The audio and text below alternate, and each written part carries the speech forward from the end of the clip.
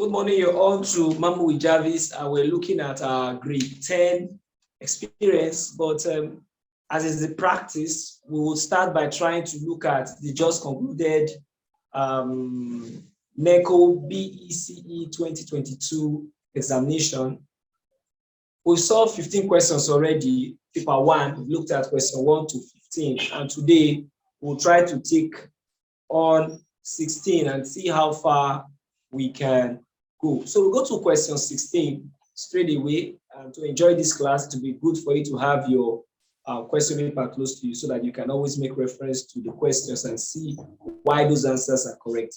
It says, what number does the Roman numeral given to us is M, that's question 16, M, CM, L, X, X, I, X. MCN L X X I X. Now, this is more like decoding. If you remember your JSS1, talking about number system or grade 7, you would have been taught how to convert from Roman numerals to, as it were, numbers. Now, M is usually 1,000. CM, anytime you see the multiple of 10 or 100 or 1,000 before a major this stage, we usually suggest that you're talking about less than that. So this will be 1,000, this will be 900, this will be 50, this will be 20, and this will be what?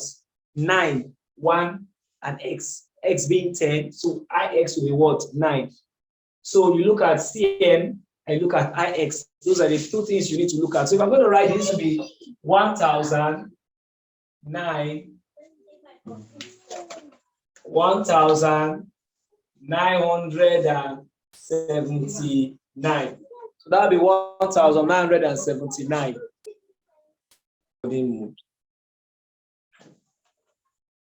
So that will mean that if you are taking this exam, this would have been, option for that would have been D, 1,979.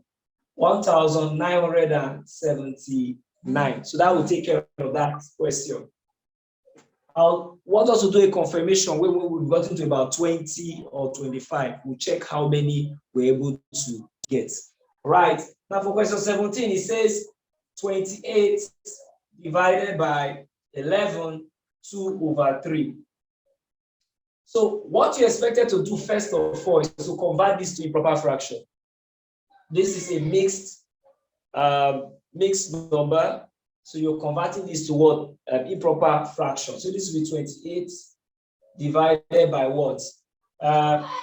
3 times 11, you give me 33 plus 2, that will give me 35/3. Always do this before you bother about this sign. What this division will do is to turn this part, to turn this. So you have this 28 times 3/35. All right, so with that said, 7 go here, we're going to have 5. 7 will go here, we're going to have what? 4. 4 times 3 will give me 12 over what I'm left in a denominator being what? 5. Now, the next thing you want to do is to check how the answer is being expressed. If you see the answer is expressed as a mixed number. So the best thing for you to do is to convert this now to mixed number. So this will now be what? How many times can you get 5 out of 12? That will be 2. What will be left? 5, 10.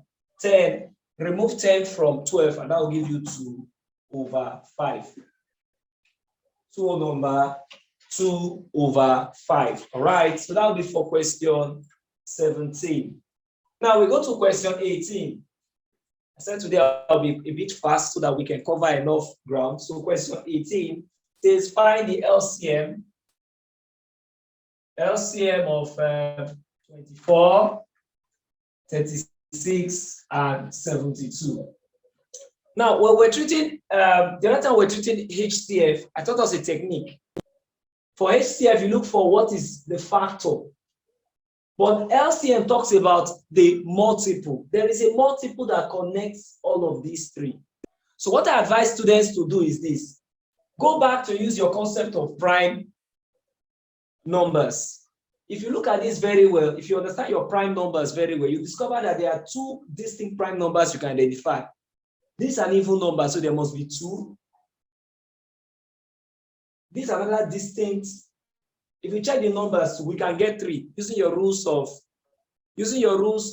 divisibility, you can get what? 3 also. So I know I'm going to have what? 2 and 3. So what I've done is to look for the distinct prime factors or prime numbers. So having done that, I will now search for what can be the highest of 2s I can get. If you look at this, 2 can divide this, 4 can divide this, 8 can divide this. I see that. So if 8 can divide this, it will mean what? 2 raised to the power of 3, because that's what 8 is. So 2 raised to the power of 3. Now I come to this part. 3 can divide this, 9 can divide this. So I know that 3 times 3 is what? 9. And that will be 3 raised to the power of what? 2. All right. So this would be, that will give me what? 8 times what? 9. And that will be what? 72. Some students may not appeal to this method because maybe you've not been using this method before, but it's actually a method that you were supposed to have understood in your grade 7. It's a technique. I notice students run away or shy away from this technique. But let's use the method that you're very conversant with. And you discover that this method shows that you've understood that this technique I'm going to use now, and you are now faster in your thinking. All right, so this will give me, I used your, what students are very conversant with, 24, 36, and 72. All right, so I divide with 2. Remember that this column is called the prime column and can only take what? Prime number. So this will be 2, and that will give me 12. 2 here will give me what? 18. 2 here will give me 36. What does that give you again? I use 2 again. The rule is to use the prime numbers till you've totally what? Exhausted them. So this will give me 6. This will give me 9. This will give me 18. And this, I'm done with that. I try again 2. And that will give me 3. That will give me 9. And that will give me what? 9. Remember that once it cannot divide for an LCM, you just leave it that way. And then I will use my 3s. 1, 3, 3. Use my 3 again. 1, 1, 1. So what do you have? The LCM will be equal to 2 times 2 times 2 times 3 times 3, which will give me what? 8 times 9, and that is what? 72. So it's covered that in an exam setup for theory, fine. But for OBJ, because you don't have the luxury of the time, if you can do this, you shouldn't spend more than 30 seconds doing this. 30 seconds should be the maximum time you should use doing this question. So what I advise you to do to begin to develop that technique, look at the numbers, recall the prime factors or numbers you can see. I can see 2 and 3. Then I begin to check using my concept of index. Can 2 can divide it? Can 4? Can 8? Can 16? Once I'm done with that, I keep that. Then the next thing I do, I use my concept to check 3 rather. Can 3? Can 9? Can 27? Can 81? Do you understand? So that's what I use to get this. And that's what you're going to get. So your answer will simply be what? Your answer will be C. Your answer is going to be C. All right, so that's how that one is solved using both methods. So it depends on what you are able to remember. It's a function of you now, what you remember in the whole. If you are conversant with this, then you have to be very fast because you shouldn't spend more than 30 seconds solving this question. All right.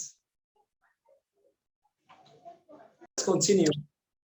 We go to question 19. In question 19, it's testing your knowledge of binary operations, or binary numbers rather, number-based system. It says subtract 1, 1, 1, 1, 1, 5 ones, or that 5 ones from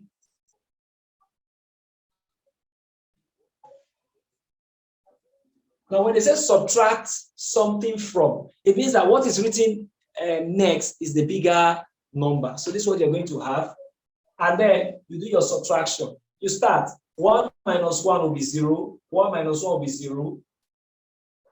0 minus 1, it cannot. So I have to borrow from here. I'll take from here. And in base 2, every number you borrow is 2. In base 10, every number you borrow is what? When you borrow from 1 digit to a lower digit, what you get is 10. But in base 2, if you borrow from an upper digit to a lower digit, what you get is what? 2. So I'm going to put a 2 here, and I'm going to put 0 here. 2 minus 1 gives me 1. I'll yet borrow again from here to be 0. And this becomes 2. 2 minus 1 is what? 1. I yet borrow again from here. This becomes 0, and it becomes 2. And I'm going to get what? 1 here. So my answer will be what? 1, 1, 1, 0, 0, base 2. Remember, it is not 11,100. It is base 2, and every digit is read in its single manner. All right. So that should take care of that. And the answer is B. But let me tell us something very important. When I was preparing us for this exam, I told us something called IQ question. This question, you can answer this question in less than 5 seconds if you obey the concept I taught you on IQ. Now, if you look at the question carefully, you discover that only one option has 0. When I do this subtraction, the answer I will get must be even. So you discover that a student who understands this concept very well, you don't even need to solve. Sometimes examiners do this intentionally to test your IQ. So this is one of those IQ questions. I always tell us that they are IQ questions, and this is just one of them. You look at the option, and from the option, obviously, the answer is B. So I don't need to solve this. All right. Question 20, it says,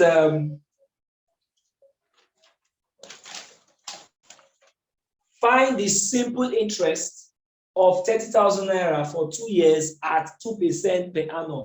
So the principal is 30,000 naira. The time is 2 years. And the interest is what? 2%. So what is simple interest? We already know the formula. The simple interest is equal to principal times time times interest all over 100. I usually rates. Let's call it rates. Sorry about that, rates. Now that will give us what? 30,000 times 2 divided by 100. Now, without going further, now, one other thing you must take note of in an OBJ exam is this. You should be able to tell the answer before you get there. Without solving further, I know I'm already having a picture of what the answer will be. So I look at my option. There's something close to it. I write that and I move on. But since we are solving, this will be 300 times 2, 600 times 2, which will be what? 1,200. So this will be what? 1,200. 1,200 will be the final answer to that question. All right. So we go to question 21.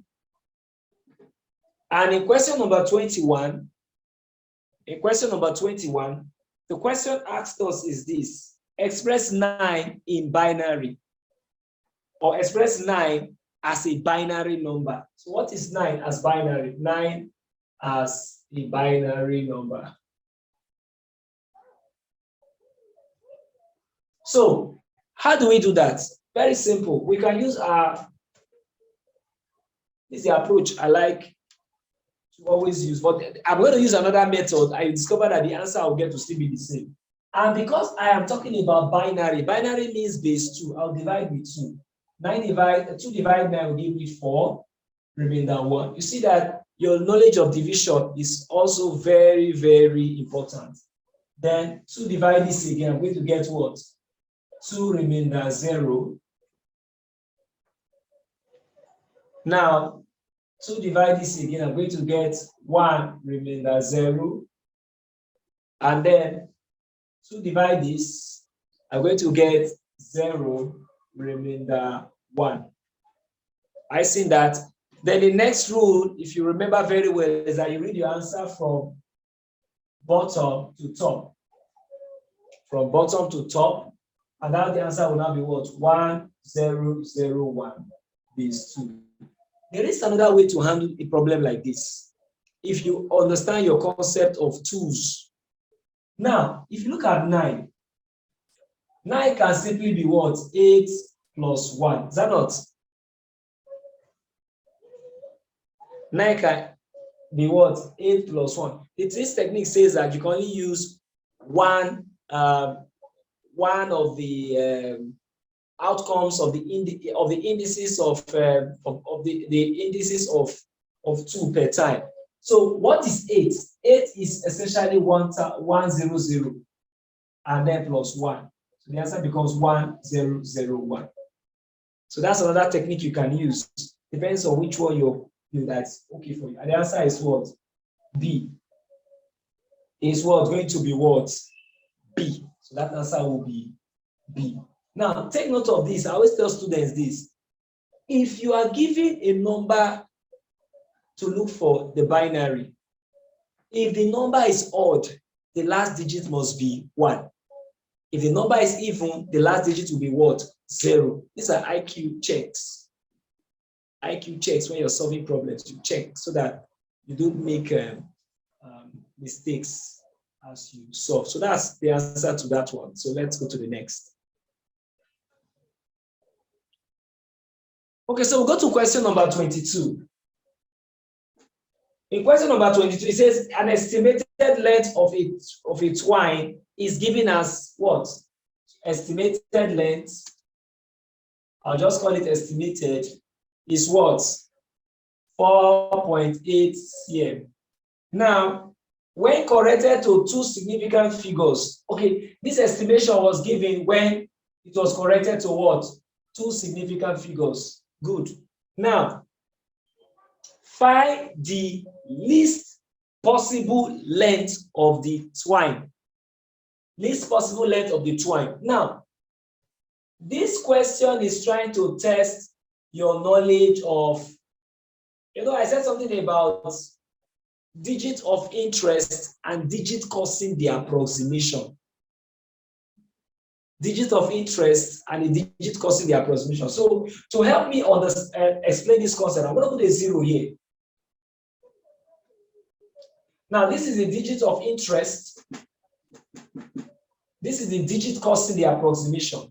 Now, what will be the least digit you would have to get this to 80? And what will be the highest you need to get this to 80? Now, there are 2 possibilities here. I can have 4.75.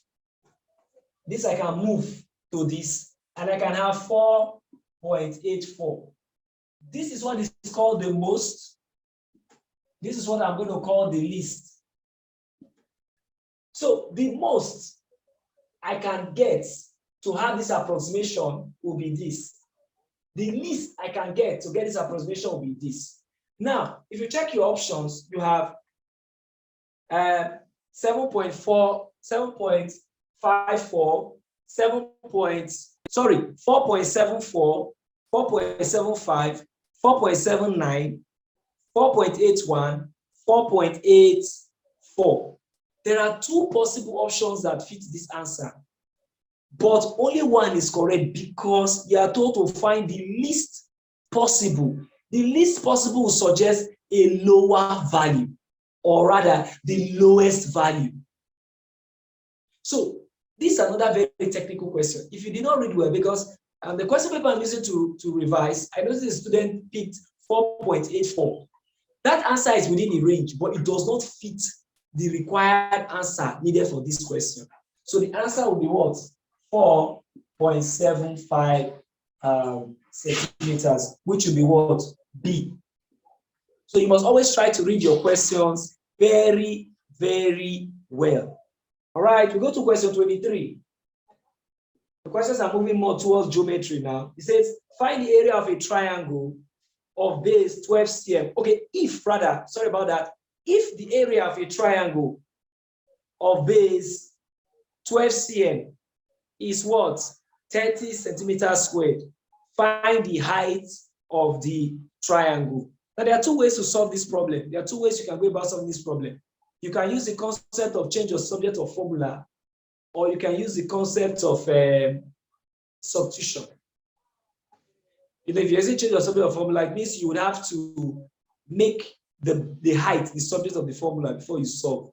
Some students may not want to do it that way. So let me assume that I'm one of those students that don't want to do it that way. So area is half base times height. So what is the area? 30. What is the base? Is 12. And then the height. So what do I do? 2 go here 1, 2 go here 6. I see that 6 go here 1, and 6 into this will be 5. So meaning that H will be equal to what? 5. So I can safely say that H is equal to 5 centimeters. And that solves the question. So that option will be what? C. That option will be what? C. Beautiful. Now we go to question 24. Question 24. Now, in question 24, this is also your grade 7 experience. What problem involving fractions? What problem involving fractions? And to solve this question well, you must understand that for any setup in a fraction, question involving fraction, the highest possibility is 1. So a man spends 2/3 of his salary. It means his salary is a whole number, 1. That's the first thing you must lock in your imagination when attempting a question like this. He spends 2/3 of his salary on family and 1/4 on himself. So what it means is that what he spends will be what? 2/3 plus 1/4. 2/3 plus what? 1/4. That's what is spent. So your simple knowledge of fraction will come to play. This will be 12. LCM is 12. How do I know? 3 and 4. The LCM will be what? 12. So 12 divided 3 will be what? 4 times 2. And that will give me what? 8 plus 12 divided 4 will be 3 times 1. That will be 3. And that will give me 11/12. Remember that you're told to find what fraction did he save. He saved the remaining amount of money. So what fraction is saved? Remember I said that his whole salary is represented in terms of thinking of fraction as 1. So saved will simply be what? 1 minus 11/12. Remember that we're going to rearrange this based on what I'm dividing, or based on what this denominator is. And one whole number will be 12 portions of 12. 12 portions of 12ths. So minus 11/12. Using my knowledge of what? Like fractions, I'll simply have what? 1, or let's expand that a little. 12 minus 11/12. The denominators are the same, so I just subtract the numerators. That will simply be what? 1/12. So the final answer becomes what? 1/12. So if you, by way of checking out the answer will simply be what? E. And that's for question number 24.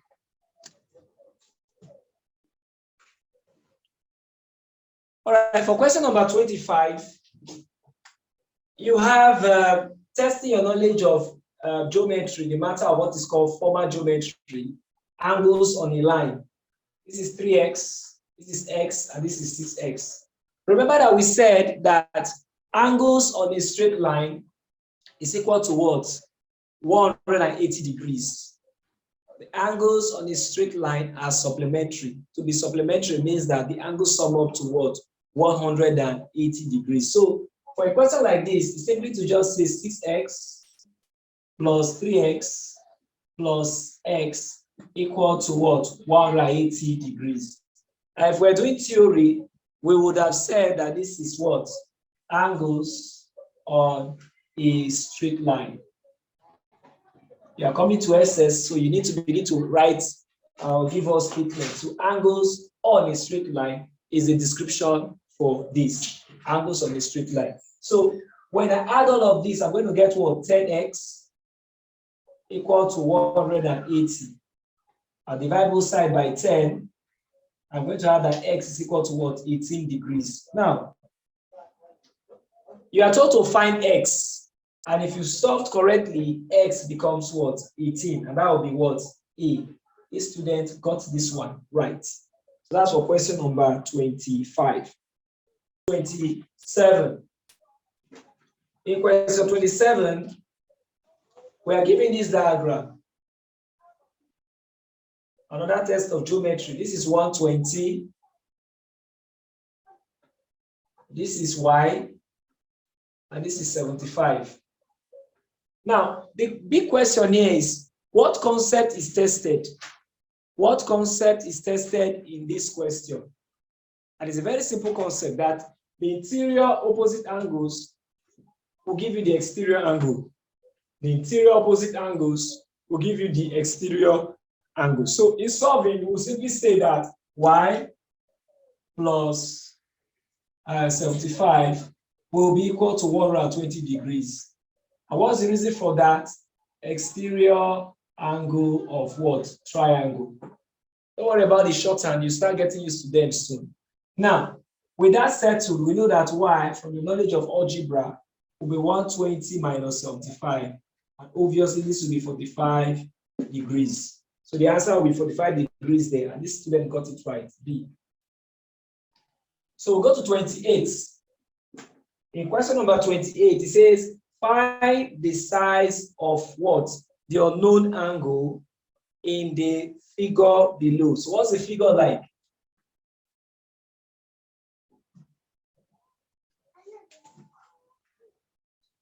This is 100. This is 85. This is 50. And we're told to look for this one. The first thing you want to do is to try to identify the type of shape you're having.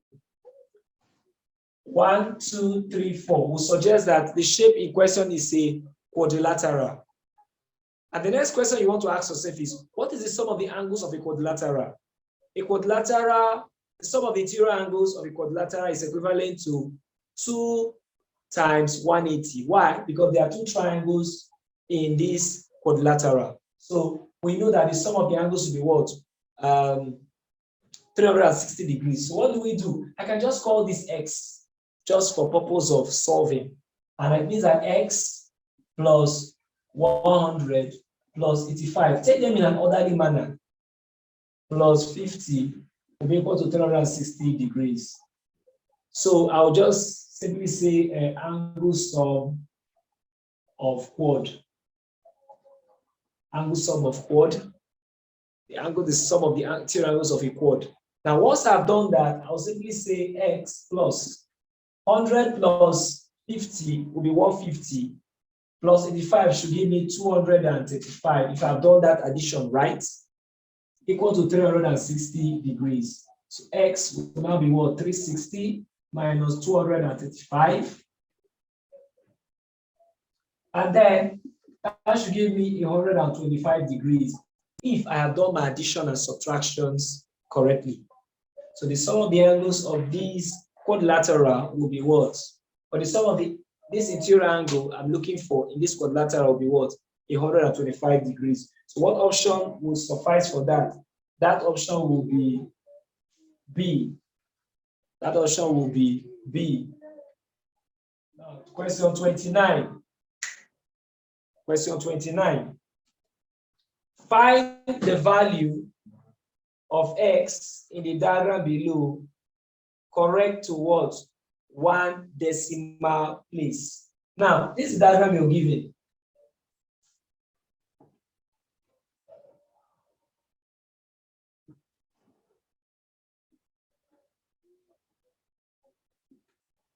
Now, this question is testing your knowledge of trigonometry. And this is a test of your trigonometric ratios. The concept of SOHCAHTOA.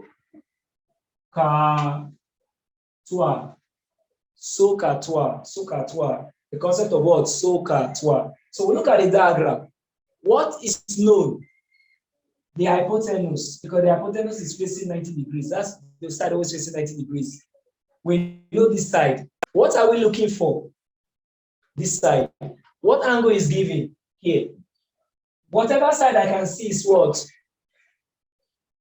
Opposite. So I don't have any business with the opposite. So I have adjacent and what? Hypotenuse. So x over 4 will be equal to what? Cos what? 35 degrees. If 4 is dividing x, it would mean that when it crosses equality, 4 will simply be multiplying cos 35 degrees. So that said, what do we do next? We will need our 4-figure table. We need our what? Our 4-figure table. So let me get mine. I've gotten mine. I've gotten my 4-figure table. And so what is cos 35 degrees? So cos 35 degrees will be checking 35 under 0. And if you've done the right, it should be what? 4 times 0.8192. You can confirm that 0.8192. All right, so we multiply. Now, this is one of those times when I would ask you to do what? To switch multiplication, switch mode. So this will be what? 0.8192 times 4. So this will be 8, 6, a carry of 3, 4 plus 3, 7. 4 times 8 will be 2, a carry of 3, and that will be 3.2768. Now, when we told to carry out any kind of approximation, so we'll check. So is it correct to 1 decimal place? So 1 decimal place, digit of interest, digit causing the approximation, and that will give me what? 3.3, because this can be looked to this point, and you have 3.3 centimeters. So that will be the final answer to that question. So that option will be what? D. Question paper I'm using is student marked marked C, because he or she failed to take into consideration the approximation that occurred at this point. So you see that sometimes you may have done a good work or a good job, but last minute finishing can also make your answer to be wrong. So for question 30, find the area of a triangle whose base is 10 cm and height is what? 3 cm. So area of triangle will be equal to half base times height, half times the base 10 times the height 3. 2 go here 1, 2 go here 5. That will give you 15 centimeters squared. So the answer will be 15 centimeters squared, and that is E. So when solving questions, you really need to be very, very careful, especially when you're checking out finishing your work. Finish your work. That's why you practice. Practice enough. Practice very well, because you may have made good attempts to solve, but the finishing, those last minute things you do would create the difference. Okay, we'll pause for today on this question. Since we're going to get to 30, we'll continue in our next class.